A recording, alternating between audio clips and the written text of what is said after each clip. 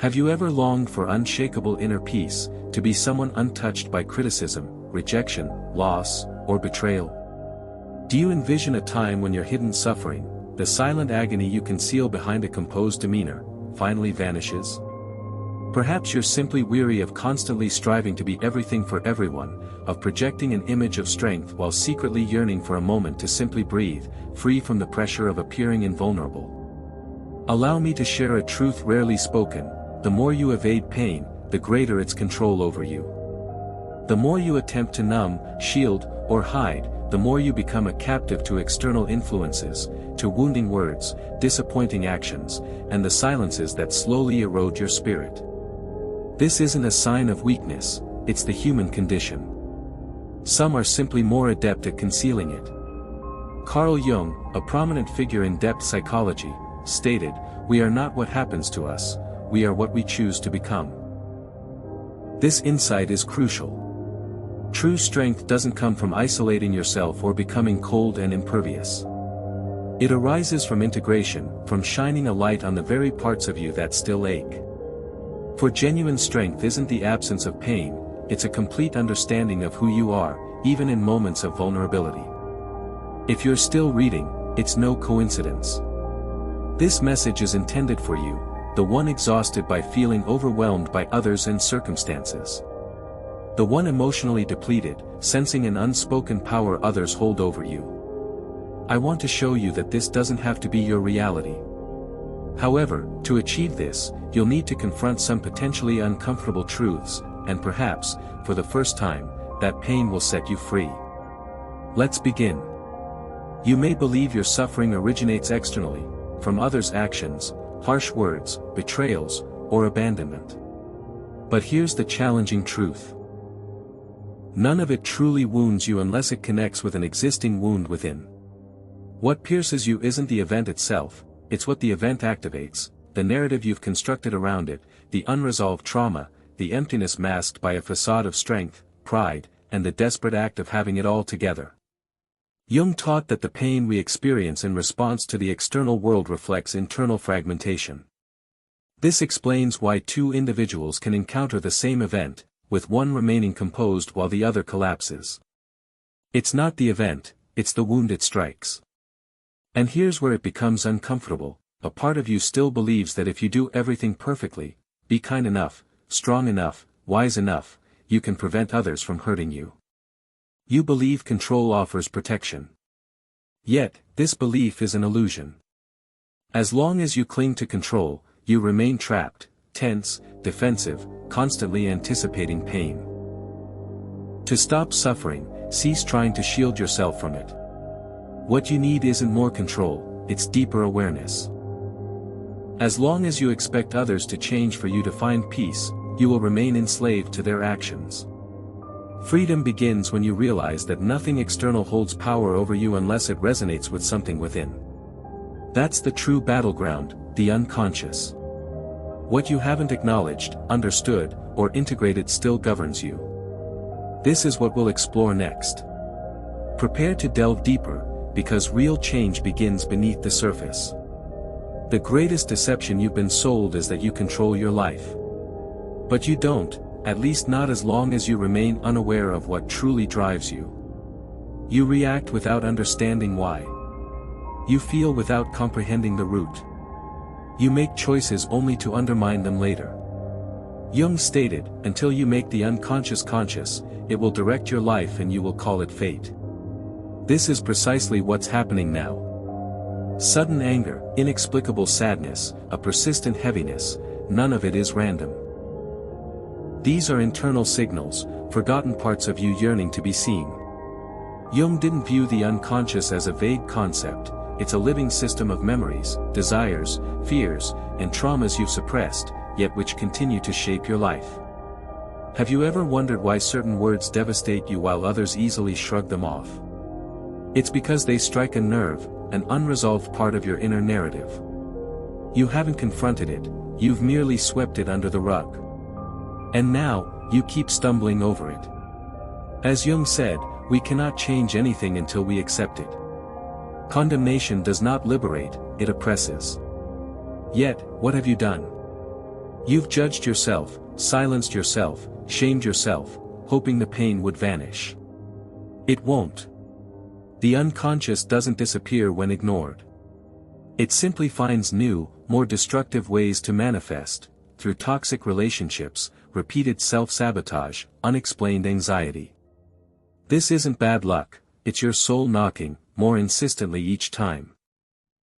To stop being hurt, stop hiding from yourself. As long as you don't understand your own depths, your emotions will dictate your actions.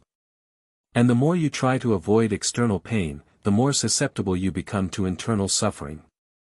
But there is a way forward, not through resistance, but through integration. Becoming emotionally impervious isn't about constructing walls. It comes from knowing yourself so completely that no one else can exploit your pain against you.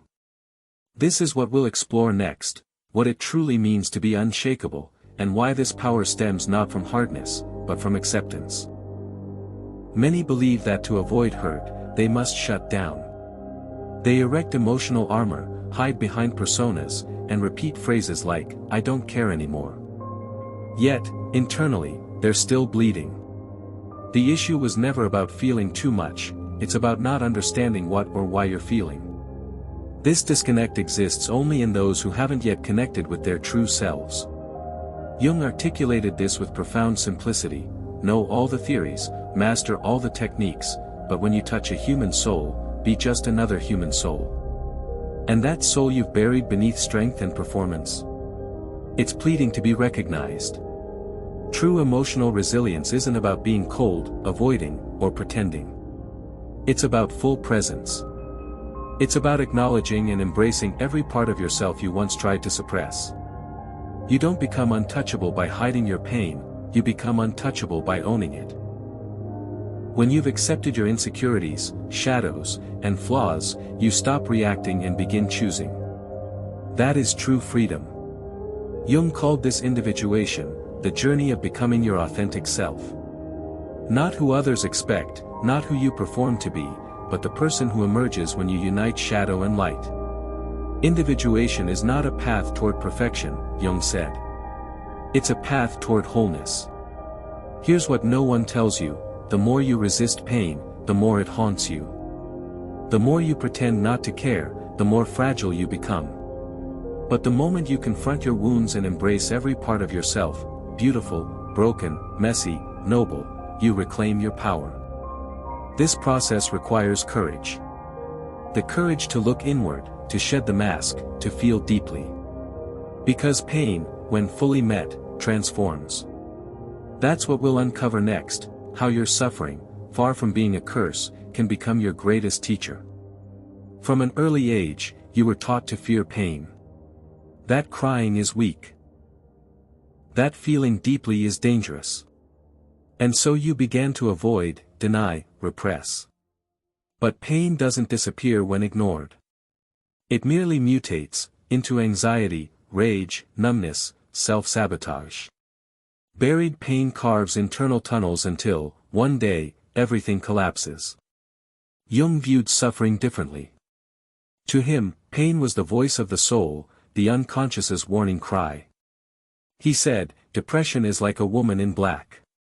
If she shows up, don't shoo her away. Invite her in, offer her tea, and listen. But instead of listening, you distract yourself. Numb yourself. Anything but sit with what truly matters. What is your pain trying to tell you? The truth is, suffering hurts most when you're at war with yourself. One part desires to evolve. Another resists change. The ego clings to safety while the soul yearns for growth. And pain is born from that tug-of-war. Growth hurts. Letting go hurts. Releasing outdated beliefs, toxic connections, or false identities, it's a form of death. But it is in this very dying that rebirth becomes possible. Because when everything you've clung to falls away, when you're stripped of pretense and performance, what remains is you, raw, real, and ready. And in that moment, pain becomes sacred. It leads you to the one thing that can never be taken from you, your true self. Jung understood this. He recognized that suffering isn't failure, its initiation. It's the beginning of the true journey, the path to integration. Most people retreat before crossing the valley of darkness. But not you. You've come too far. Now we begin the crossing. And on the other side lies freedom. Few dare to walk the path of individuation. Fewer still complete it. Because this path doesn't coddle the ego, it dismantles it. Jung called individuation the process of becoming who you truly are, and that requires unlearning who you thought you had to be. It's painful. You realize your identity was built for survival, not truth. But survival is not living.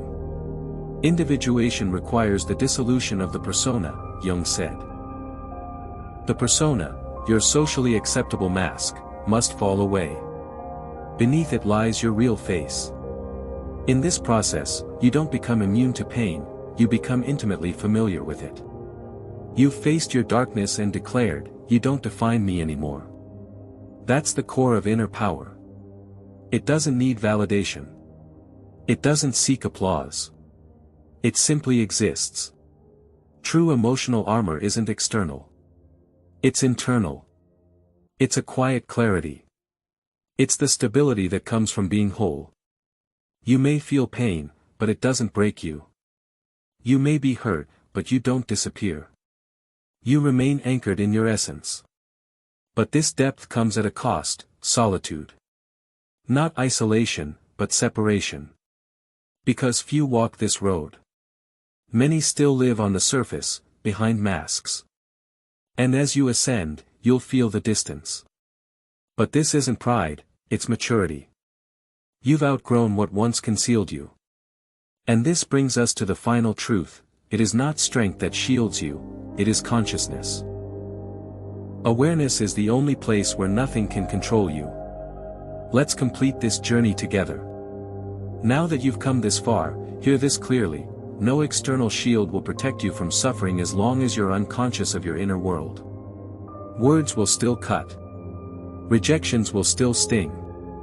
Loss will still ache, until you awaken. And awakening is a daily decision. Jung said, "What you resist, persists.